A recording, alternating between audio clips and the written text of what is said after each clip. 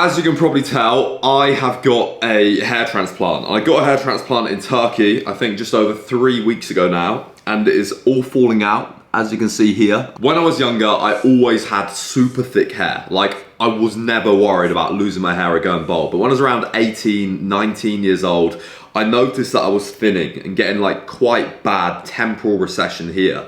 And I had a haircut and I got my hair, I used to do MMA, and I got my hair cut a little bit shorter so it didn't get caught in jiu-jitsu or if people were pulling it. It was then that I realized it looked absolutely awful, man. I started to get really, really insecure about it. Along with my leg, it was probably my biggest insecurity, and I used to absolutely hate it. Like, if a gal took a dig at my hairline or someone mentioned it, like one of my friends like making a joke out of it, I'd like laugh it off, but I'd like want the ground to like swallow me up, and I'd feel my face going like bright red, and it was like my kryptonite and this thing that I was incredibly insecure about. I absolutely hated it. I'll put some stuff on screen now, but if like the wind blew, if my hair wasn't in the right position, if I was sweaty, like it would look absolutely awful. And I know it's not the end of the world. No one cares as much as you do. No one cares as much as myself, but I didn't like it, so I wanted to change it. Right people, we've just touched down in Istanbul. We've been traveling for about 10 hours today. We've been picked up by a chauffeur and we're getting driven to our hotel. So we've got one day exploring the city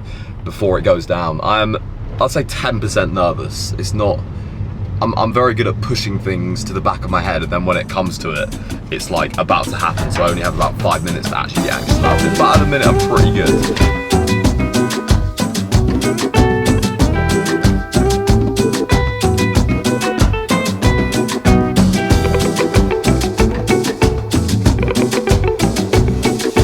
Tomorrow is the day. It is very scary. I've flown to a foreign country to get a cosmetic procedure. There's gonna be people watching this that are like, bro, why don't you just shave it? I'm not shaving my hair off for the same reason that I'm not fat as fuck sitting on the sofa with dirty, cheesy Dorito fingers stuffing my fat face. Because, right, if there is an opportunity to make yourself better and improve your existence and your reality, I'm gonna take it. Now that's not to say that you can't have an absolutely sick life being bold. If there are things that we can do to improve ourselves, our physical appearance, our mental reality, then why the hell don't we do it? You can always be thinner, look better. You have to wear a shirt because your head is going to be so swollen after the procedure and you get bandages on it. You cannot wear a t-shirt. Here we go.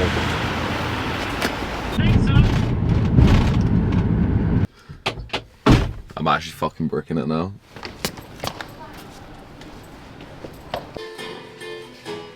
Right, my biggest concern, right, is that the chicks are too attractive at work here. Like, how can they be good at their job? Do you know what I mean? Like, so I'm fucking... The clinic we're using is called Este Medical Group, and one of the reasons I chose these guys is because they hire a dedicated doctor, an anaesthetist, for pain management. I'd heard a lot of mixed things about how painful a hair transplant was. Some people were like, oh, it's absolutely awful. Other people were like, it's completely fine.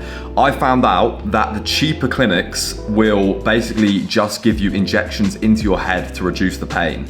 The better, more premium clinics will have a dedicated doctor on hand that can prescribe you an opioid like morphine or fentanyl before you get the 10, 15, 20 injections into your head, which is the worst bit. I've actually always wanted to do this. I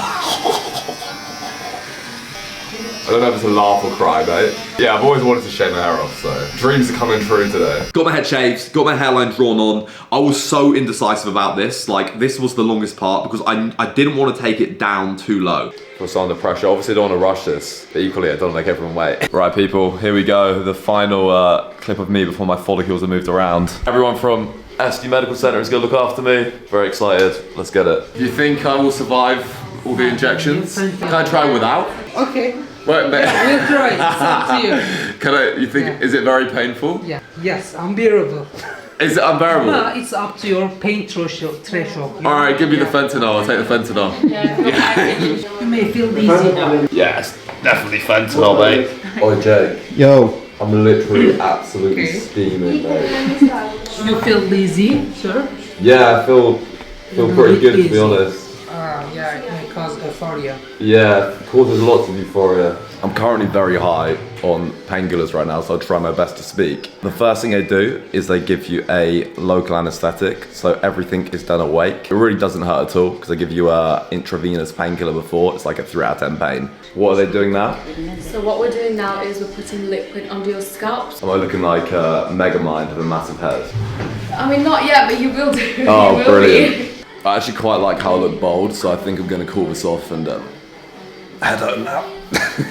The next thing they do, which you're doing now, is they're opening up the channels. So it's basically like a really small blade, and I think it's like a sapphire blade. They basically punch little holes in the hairline, and then that's where the follicles are going to be implanted or put in. Step 2 is they get this little machine, I think it's called an extractor or something, and that basically pulls out the individual hair follicles, so then someone can sort the hair follicles. It is 20 to 1, we'll be going for approximately 2.5 hours. Quick lunch break, and then crack on with the rest. The worst thing about this is you just have to lie down for ages. There's no pain, it's pretty chill. You just lie there and then you don't even feel anything. It's like a haircut, but really long. So at this stage, when we're putting the grafts in your head, it's really important that you don't move at all. So you need to keep your head still. So is this where they're actually going in now, the grafts? Yeah, now they're going in.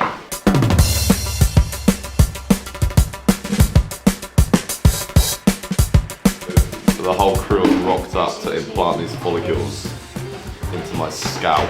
What I'm also getting, which is pretty cool, is stem cells. So I got this stem cell injection where they take a little biopsy from the back of your neck, and then they separate the stem cells and inject them into your scalp. Nice and juicy. Cool, be fat. It is not essential to get, but it's a cool little extra you can get at this place. And then we did the PRP. So at this clinic as well, they offer complimentary PRP. I think it's unlimited PRP for life. Don't hold me to that, but it's something mental like that.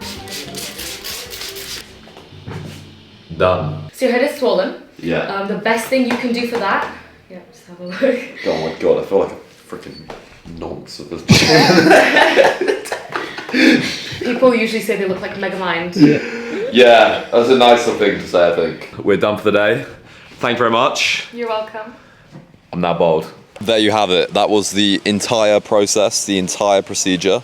I went home that day and probably had a solid 2 out of 10 sleep. The first few days after the procedure, you have to be super, super careful. So you have to sleep completely upright for about a week to 10 days. You have to sleep at like 20 to 30 degrees, which is kind of annoying.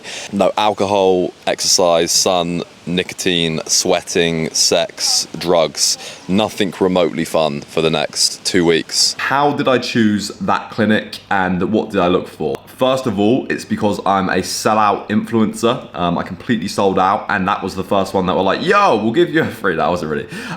So first of all, full transparency. I did contact this clinic and I got a deal on the hair transplant. So the guy that owns the clinics is called Sam. I contacted him, I reached out to them. It wasn't the other way around. So I kind of had like free choice of who I went with. Got on the phone call to Sam, was like, yo, I make YouTube videos. I make a lot of hair loss stuff. Have a look at my stuff. If you'd like to talk about cutting me a deal to do a video and review the process, then let me know, as I'll be keen. I signed absolutely nothing, which is insane, literally insane. Through a word of mouth agreement, Sam was like, trusted me to make a video about this hair transplant process. But I have no obligation to say anything nice. I'm under no contract. I haven't signed a single thing, so I could literally get all this like thousands of pounds of work and then just not do a video. So if it goes terribly wrong in 3 months' time, I'll let you know how awful it is, but hopefully it's all good. There is a long list of reasons why I chose this clinic. I'll try and remember all of them. Number one was using real qualified medical doctors. A lot of places in Turkey will use no doctors, purely technicians to do this, which is absolutely insane. Number two was the anaesthetist. Having the presence of an anaesthetist to give me a sedative before the head injections was an absolute game changer, because I actually went back the next day to get a little bit more done because I wanted the hairline changed. I'm gonna big up this place because they offer free changes if you don't like it. So if you don't like your hairline, or you need something changed, or you've damaged it somehow, they will do that all for free. Like, they will literally change it for free until you're happy, which is absolutely nuts. And when I was in there, I basically got the surgeon to bring my hairline higher than I wanted it. So he proposed having it like it is now, and I was like really scared about it looking not natural, or not being like good to when I was older. So I got him to bring it up, and then I like spent all night looking at it, and then was like, no, I want it brought down. So I contacted them, was like, I'm really sorry, would you be able to do this? And they're like, sure, come in, book me in for the next day, and they brought it down. But for that particular situation, I chose not to have the sedative before from the anaesthetist. I only needed a little bit done, so I was like, yeah, fuck it, it'll be fine. How bad can it be? And bro, that went from a 2 out of 10 pain to an 8 out of 10 pain. It's pretty much painless the first day, but when I chose not to have the anesthetic the next day, look for a clinic that has an anaesthetist. It's going to cost you a little bit more, but it's worth doing. Other reason is I have several friends / acquaintances who have been to the same place. They're not on social media, they are on social media, so I know that the service is consistently good. There were certain clinics that I was going to contact in the UK, and they had very mixed reviews. So like, if you're an influencer going there, you'd probably get a different service to going there as a normal person. And I know this is a morally questionable topic to make a video on, but I could not make a video in good conscience. Number one, risking my own hairline, which is the most important thing. Number two, going to a place where I might promote a service that is subpar. So all the reviews look really good. I went through Reddit, went through forums, went through like independent things of real people, Trustpilot, etc., etc. All those looked really good. And then finally, the biggest thing for me was that this place focused on the aftercare, and aftercare in the UK as well. So they have clinics in every major city in the UK, which means when I'm back in the UK, I can get PRP, hair checkups, anything that I need done to my hair. And when I chatted to Sam, the owner of all the clinics, I think they're opening somewhere in Dubai as well, that the first thing he said to me was like, he literally said like, clinics in Turkey will get people in and out the door as quick as possible, cheap, cheerful, and then provide absolutely no aftercare, nothing for the longevity of the patient that comes in. One of the most important things for me was a hairline that'll look good when I'm 30, 40, 50 years old, as I age, as I get older. And he was like, the thing that sets us apart from the other clinics is the aftercare that we provide. We don't just get people in and out the door. We offer free hair checkups for life, free PRP, which is absolutely ridiculous, and we will continue seeing people as long as they need to be seen, which I thought was absolutely sick. So the initial plan was to give me 2,500 grafts, which is quite a lot of density, quite a lot. They did mostly in the temples and a little bit on the crown as well. I'll take his hat off. I shouldn't really get in the sun. But mostly in the temples, a little bit in the crown as well. And I didn't actually want too many grafts, but they ended up doing 3,000. So the reason I did that was because I went in the next day, and when I got it dropped down slightly, they'd obviously built up a certain density in that area. And I think because I wanted it dropped down, they had to like fill the density or put denser hair in lower. In terms of the price, what I had would cost around £3,000 to £3,500. I think he said 3,500 for, and I had around 3,000 grafts in the end. That includes PRP. So PRP, I think it's platelet-rich plasma or plasma-rich protein. I always get mixed up, but that's something that clinics will charge extra for as well. I think in the UK it's like 3, 4, upwards of that £100. It is not cheap.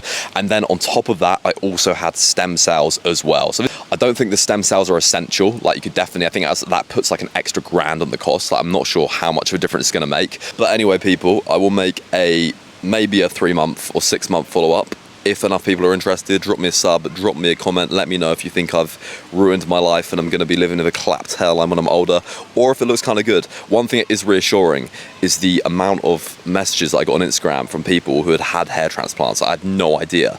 Every single person was like, best thing I've ever done. Anyway, people, I love you to bits. Thank you. Good night.